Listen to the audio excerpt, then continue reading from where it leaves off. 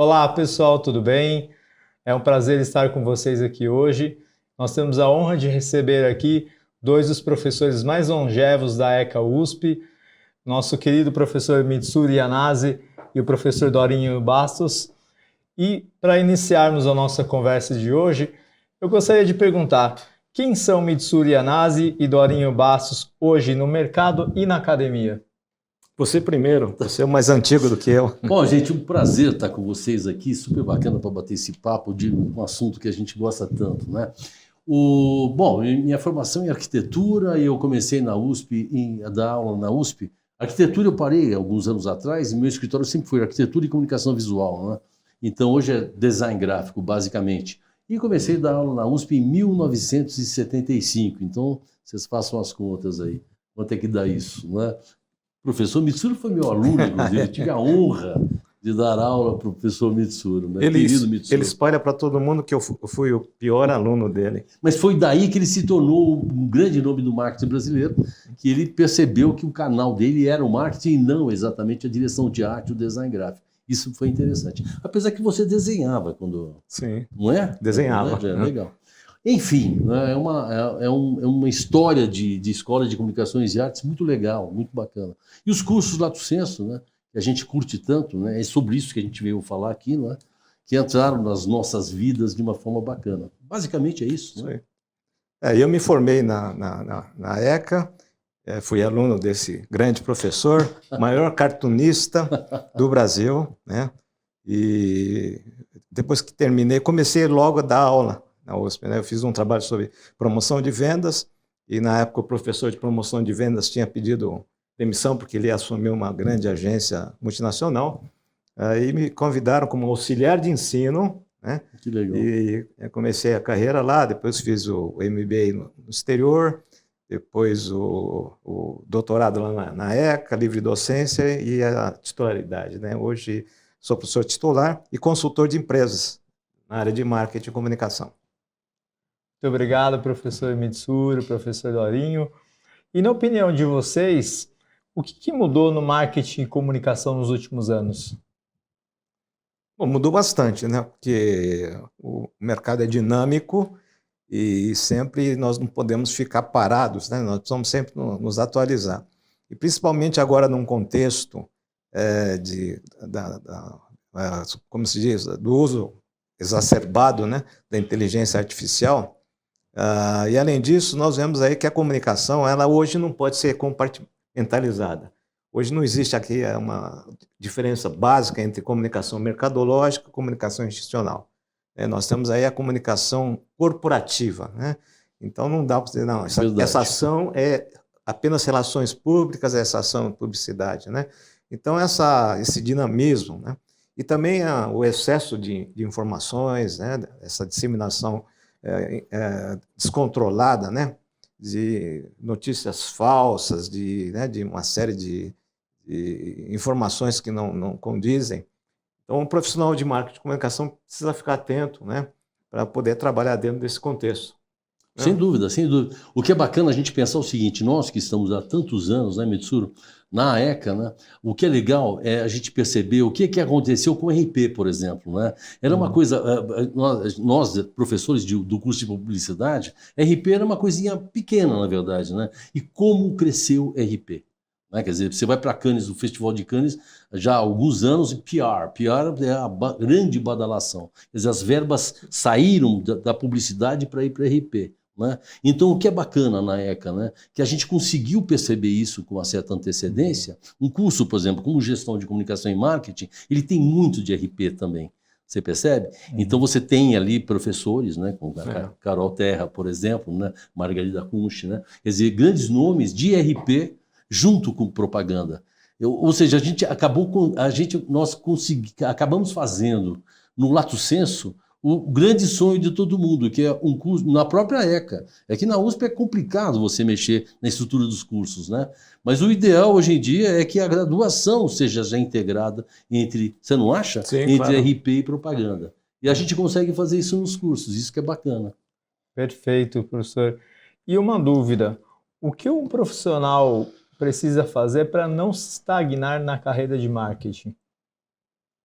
atualização, né? Acho que a atualização tem uma visão sistêmica de todo o processo, né? Das partes que compõem o todo e como cada parte afeta a organização, né? Sem dúvida. E realmente isso é assim, uma visão que a inteligência artificial ainda não vai conceder ao profissional. Então ele precisa se atualizar, ele precisa rever os conceitos, né, a própria teoria e conseguir colocar na prática, né? Aquele profissional que pensa, não, eu já sei de tudo, eu já tenho sucesso, campanhas anteriores foram um sucesso, etc., e para por aí e continua fazendo aquilo que ele pensa que é o certo, esse obviamente vai ficar parado enquanto outros... Não tenha dúvida. E voltar, né, Mitsuru, voltar para o banco da escola. Né? Isso é um prazer, a gente percebe nos alunos um pouco mais velhos que, né, essa é a grande vantagem do Lato Sensu, né, que você tem pessoal muito novinho, muito novo, né, que quer, sabe? Eu sempre comento do Lato Sensu como mudança de rota, é muito legal. Então, aluno que fez letras na FEFELESH e de repente está fazendo marketing, porque descobre e consegue fazer um curso brilhante, super legal, e novo. E junto vai ter um profissional, né, mais velho, mas que vai ouvir professores mais novos, por exemplo. Né? Então, por exemplo, nós temos também, em termos de a faixa etária dos nossos professores, isso é bacana também. Não é? Então você tem gente muito nova, com raciocínio muito novo, que é muito legal, e pessoas com mais experiência. Como nós, né? Eu me coloco nesse grupo. Excelente, professor. E aproveitando ainda essa seara da carreira, na opinião dos professores, por que alguns profissionais experientes, né, eles têm dificuldade em sustentar decisões mais estratégicas? Então, o problema é que se você faz aquela sua tarefa sempre da mesma forma, e você tem aquela visão bastante narrow, né? Ou seja, estreita, e não abre a sua visão para tudo que está acontecendo, e você se adapta ao contexto, né? Percebe as coisas que estão acontecendo e consegue definir objetivos e metas adequadas, né?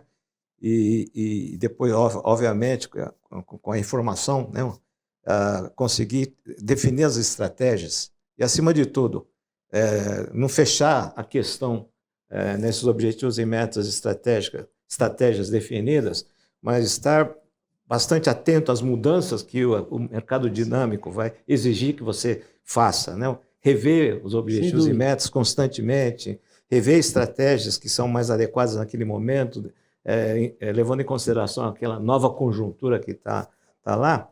Então, isso faz com que eu tenha, obviamente, aquele profissional tenha uma visão estratégica, né? Aquele que sempre faz a mesma coisa. Não, aquilo deu certo no passado. Aquela visão, né? Continua fazendo o que deu no passado, então vamos manter aquilo. O time que está ganhando não se mexe, né?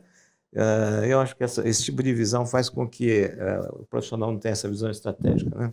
E essa troca, né, Mitsuru? Essa troca que a gente percebe, uma troca de informação entre os alunos. Óbvio que isso no presencial é maravilhoso, né? Nós temos os dois, né? Nos dois casos, né? Nós temos o presencial e temos o EAD. Né? Então, os dois sempre têm vantagens, né? Os dois têm vantagens. O EAD tem a grande vantagem, que é uma coisa que a gente curte muito, de dar aula, e de repente no intervalo a gente chega para o monitor e fala: pô, quantos alunos estão assistindo? 283. Pô, isso dá um prazer incrível, né? E tem gente da onde? Tem uma pessoa do Pará, tem três em Porto Alegre, isso é muito legal. Né? Isso é o EAD. Né? E o EAD é curioso, né? Porque hoje em dia o EAD, essa troca de experiência, que eu ia comentar isso, né? Entre os alunos é muito legal. Porque você tem aí o aluno mais velho, profissional, que está fazendo um trabalho em conjunto com um aluno mais novo. Isso é muito bom, entendeu? Essa troca de experiências é muito legal. No EAD isso era um pouco, né? Porque a distância e tal, mas hoje, com as redes sociais, e o pessoal usa muito o chat durante a aula. Exatamente, né? Quer dizer, também o WhatsApp, primeiro passo, né? é criar o grupo, né? As comunidades. Nas redes, exatamente, né? Então essa troca de informação é muito legal. não é? E de novo, né? Você cai no, sabe, na atualização. Sensacional. E o que separa quem executa bem de quem pensa comunicação e marketing como negócio? Não, acho que isso é teu. Acho que essa pergunta foi feita para o professor Mitsuru. Não, executar bem é realmente resolver o problema de marketing e comunicação, né? E não pensar simplesmente em ganhar prêmios, né? Eu acho que quantas campanhas ganharam prêmio tal, e não vendeu. Não vendeu, né? Então tem que ver qual é o problema da empresa, que contexto ela está, né?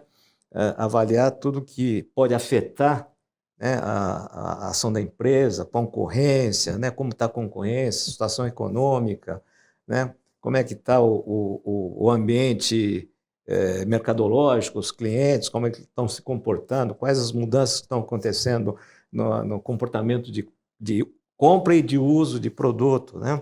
Essa percepção sistêmica é que faz com que um profissional seja diferente daquele outro, né? Então, aquela solução que nós demos aí para ganhar prêmio, então vamos manter, vamos fazer novamente, tal, né? Então, eu vejo que esse é o ponto que diferencia um profissional do outro, né? Sem dúvida, sem dúvida. Sensacional. E para quem é o MBA de Marketing e Comunicação?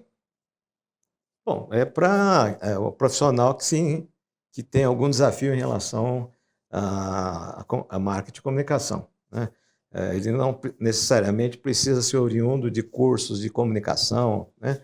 Ele pode estar nós temos muitos alunos que são engenheiros, né? Financeiros, né? Tem alunos que estão na área médica, né?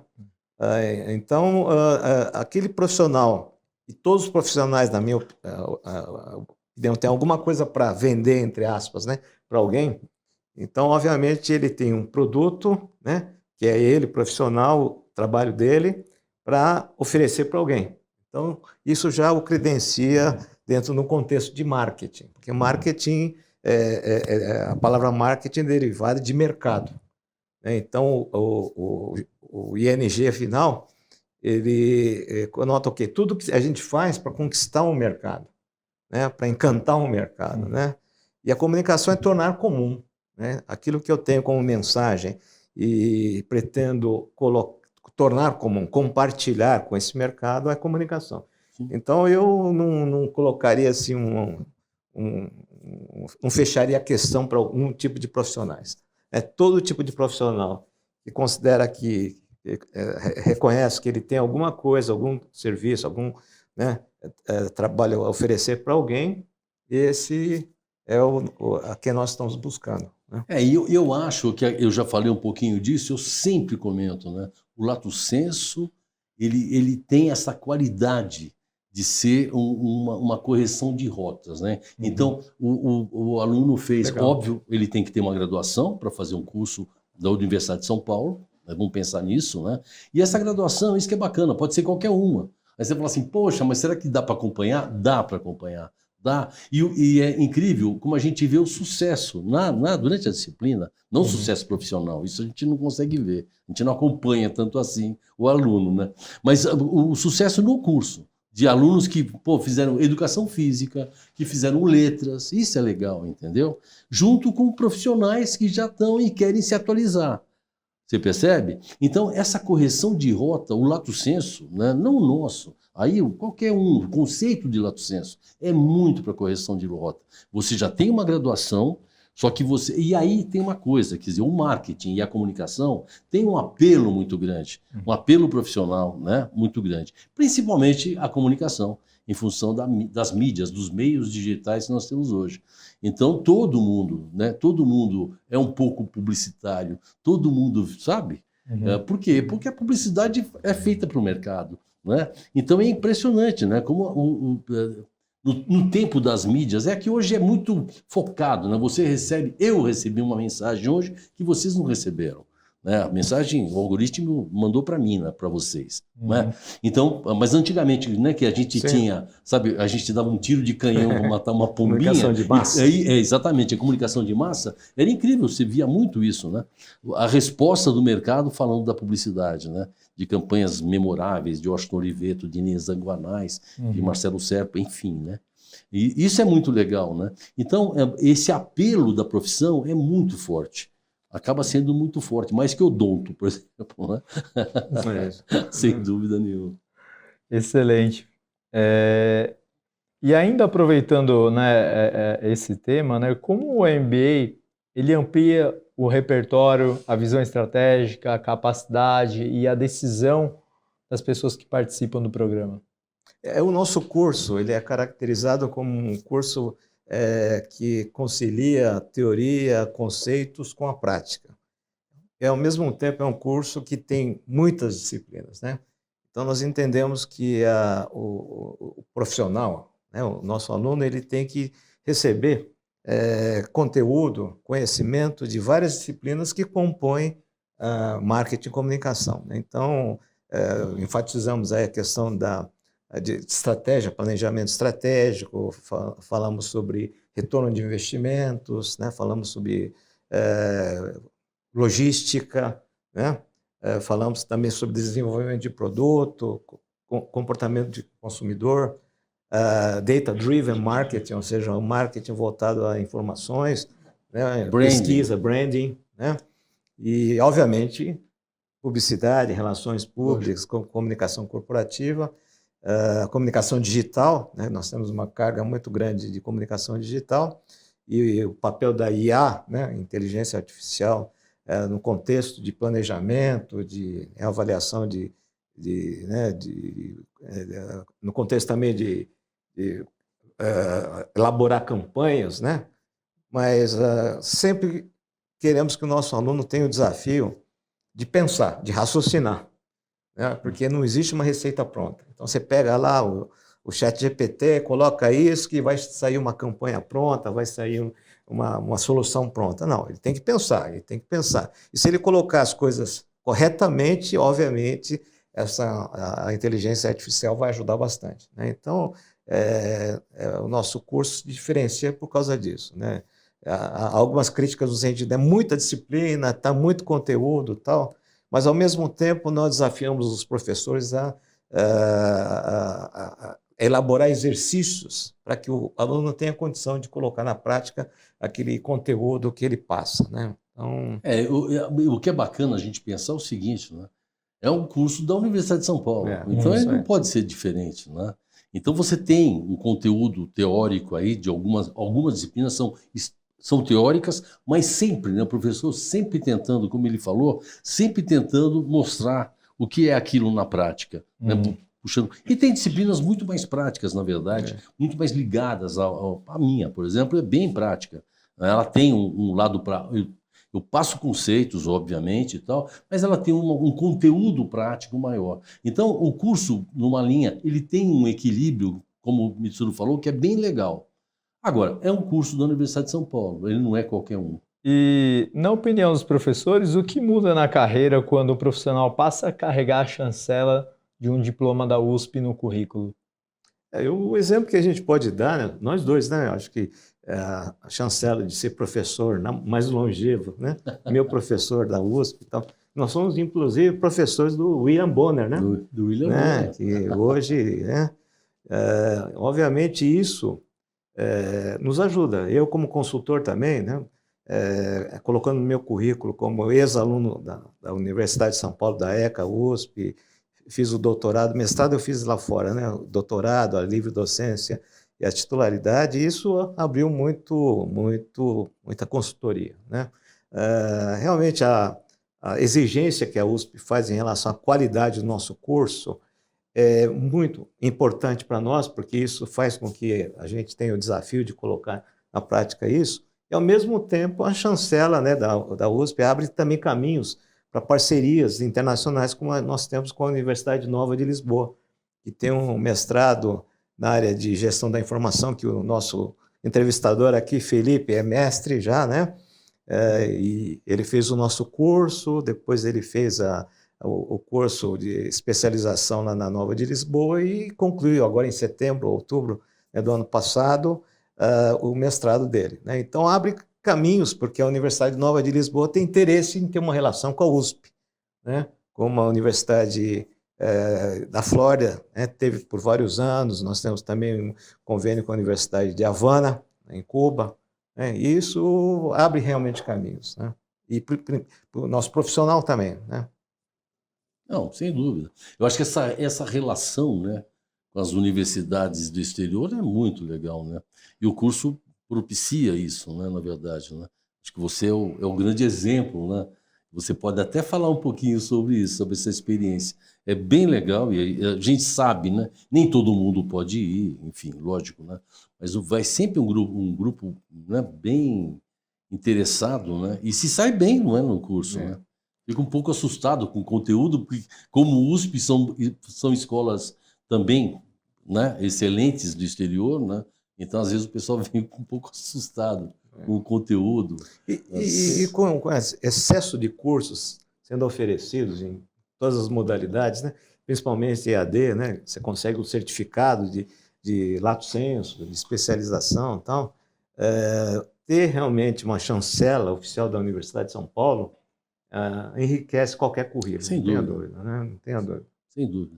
Com certeza. E complementando a fala do professor Dorinho, né, esses convênios com universidades de ponta, como a Nova de Lisboa, né, ao qual eu tive o prazer de participar, amplia muito os horizontes. Lógico, Né? imagino. Diferencia o profissional no mercado, você é visto de uma outra forma, com uma outra autoridade, com uma outra visão, quando você coloca o seu planejamento, o seu trabalho em discussão, né? Que bom. E realizamos esse convênio porque nós reconhecemos que a ECA USP ela está na área de ciências sociais, né? Então, falar em pesquisa qualitativa, nós podemos até dizer que temos um conhecimento bom, né? Mas em relação à pesquisa quantitativa, né? Trabalhar com números, né? Com estatísticas, tal, nós somos fracos, né? Então, essa junção, esse casamento é um casamento que está dando certo, né? Que a Nova é muito forte nisso. Exatamente. Inclusive, ela tem um mestrado ranqueado entre os 3 melhores do mundo, né? Então, faz com que a gente tenha realmente esse casamento, que eu digo perfeito, né? Porque hoje nós não podemos negar que a data mining, né? Data engineering, market-driven information, né? Ou seja, o mercado, o marketing que se orienta por informações, né? É fundamental, né? Nesse mundo repleto de bilhões de dados, você conseguir extrair informação que é relevante para a tomada de decisões é muito importante, né?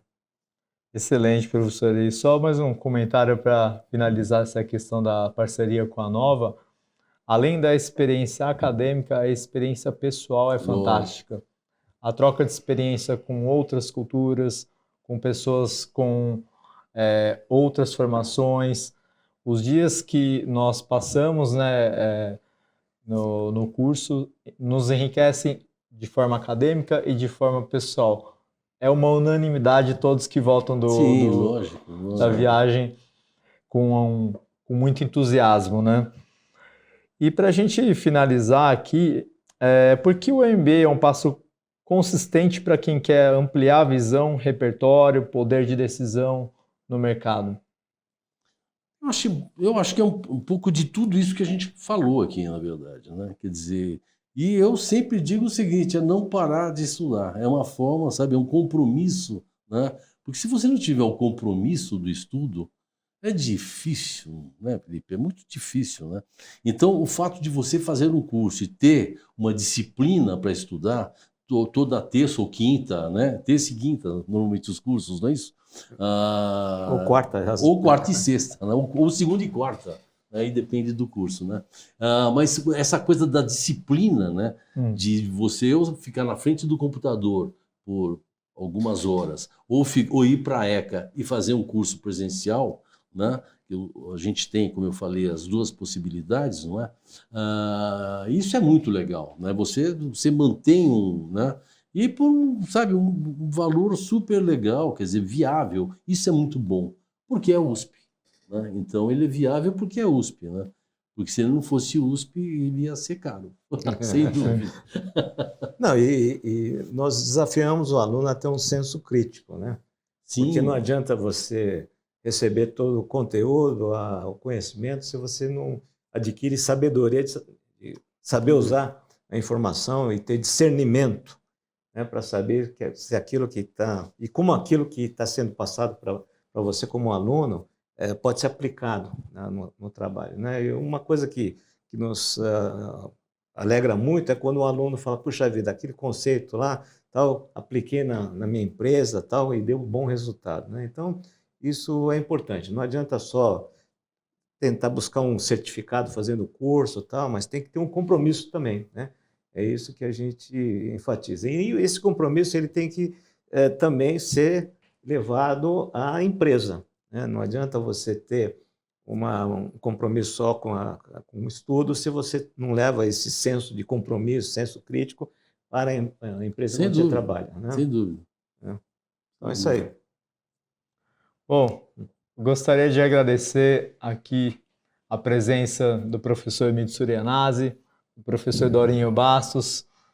É um prazer e uma honra tê-los aqui conosco, né? E venham participar dos programas do MBA de Comunicação e Marketing. Façam parte, vocês vão ter o prazer de ter aula com professores de peso, como o professor Dorinho Bastos, professor Mitsuru Yanase, outros professores de grande renome, professores do mercado. Então, venham fazer parte do nosso time também. Um grande abraço a todos e até o próximo programa. Obrigado.